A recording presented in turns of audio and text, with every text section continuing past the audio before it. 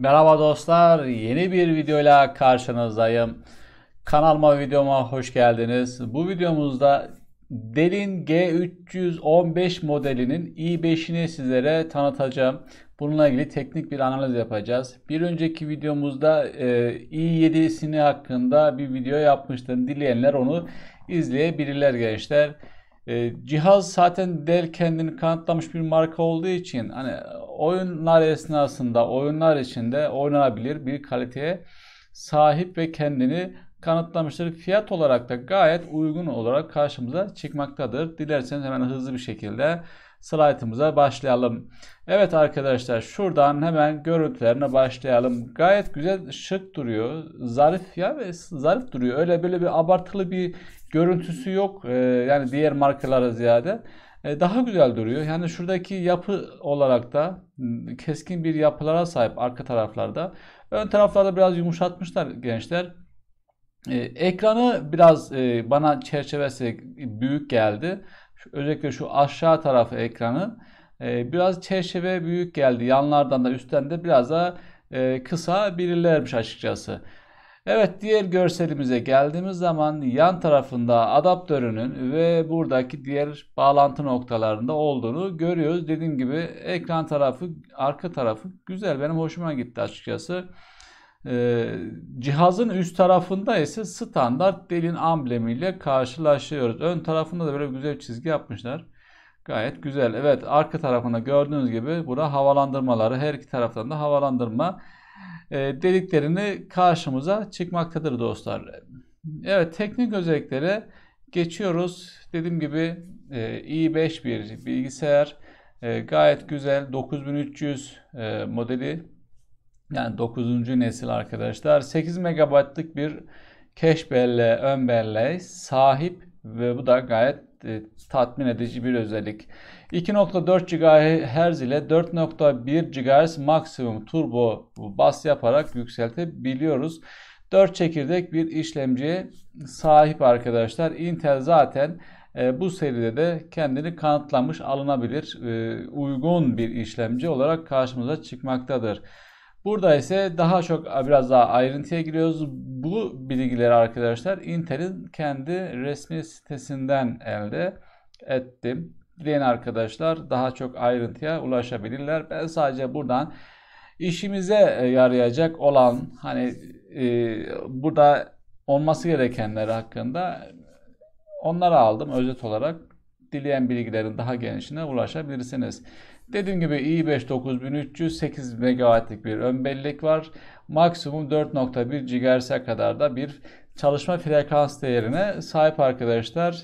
İşlemci 2019'un ikinci çeyreğinde piyasaya çıkmış durumda. Yani Ocak, Şubat, Mart, Nisan, Mayıs, Haziran gibi çıkmış. Geçen sene Nisan, Mayıs, Haziran gibi piyasaya çıkmış görünüyor.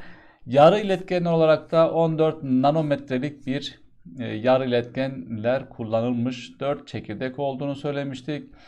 İşlemcinin ısı yayması 45 wattlık bir enerji sahip arkadaşlar. Bunu tekrar döndürme olayı ise 35 wattlık bir değerlerde gösteriliyor. 128 GB'lık maksimum bir RAM desteği var. Bu demek oluyor ki bu laptop alırsanız 8 GB'lık bir laptop bu arada, ona da geleceğiz. 128 GB'a kadar da RAM upgrade güncellemesi yapabilirsiniz. Tabii ki burada DDR4 2666 MHz'lik bir RAM'inin olması şartıyla. İçerisinde işlemcinin bir grafik kartı mevcut. Gençler UHD 630 diye geçiyor, Ultra HD diye. Yani 4K'lık bir desteği sahip bir grafik kartı geçiyor. 1.05 GHz'lik maksimumda çalışma frekansına sahip bir ve 64 GB'da paylaşımlı bir ekran kartının olduğunu görüyoruz gençler. Peki neden bir ekran kartı varken ikinci bir ekran kartı işlemci? Bu biraz daha maliyetleri düşürmek bağlamında olabilir. Çünkü 9300H dediğimiz bu tabii kırpılmış, yani mobil üzerine üretilmiş bir işlemci olarak karşımıza çıkmaktadır gençler. Daha fazla teknik ayrıntıya girmek istemiyorum çünkü videomuzu kısa tutma amacındayım. Ancak sormak istediklerinizi yoruma yazabilirsiniz arkadaşlar. Bana da destek için abone olabilirsiniz. Evet, diğer özelliklere geçtik. 8 GB'lık bir belleğin olduğunu söylemiştik. Bilgisayarda 256 SSD artı 1 TB ise normal dediğimiz hard disklerden mevcut 2.5 inçlik hard disklerden mevcut arkadaşlar. 5200 RPM olması gerekiyor. İşletim sistemi, işte programları vesaireleri 256 GB'a kuruyorsunuz. 1 TB ise oyun kurduğunuz zaman 1 TB'lık yere kuruyorsunuz. Yani çalışabilir sistemin olduğu, hani C dizini dediğimiz yer 256 GB'lık olduğu yer arkadaşlar. Ben bu bilgileri, bu arada onu da baştan da söylüyorum, Vatan Bilgisayar'ın sayfasından aldım. Gençler, Vatan Bilgisayar'ın sayfasında aldığım yerde hard diskin M2 olduğu yazıyor ama SSD olarak yazdığı için ben onu bir belki ekstra genişletme yuvası olarak belki yazmışlardır diyerekten bunu siz 256 olarak ben buraya geçirdim. Tabii ki bu bilgisayarı almadan önce, yani alacak arkadaşlara söylüyorum, mutlaka teyit ettirsinler teknik özelliklerine. Ekran ise Full HD bir ekran sahip, 1080p'lik bir ekranı var arkadaşlar. İnç olarak ise 15.6, klasik 15.4, 15.6 olarak geçiyor zaten. Klasik dizüstü bilgisayarlar. Evet, diğer özelliklerine geçiyoruz. Üzerinde GTX'in 1650 bir ekran kartı var Nvidia'nın. Dediğim gibi az önceki bu işlemci konuşurken gençler, yani oyun grafik ekran kartı varsa niye bunu koydular? Bunu koyuyorlarsa niye öyle bir işlemci? Bunlar tamamen pazarlama stratejilerine giriyor arkadaşlar. Yani bunları tabii ki çok fazla irdeleyip dokuyan bir kişiyseniz ona uygun başka bilgisayarlara, modellere yönelebilirsiniz. Ama mutlaka iyi araştırmanızı tavsiye ederim.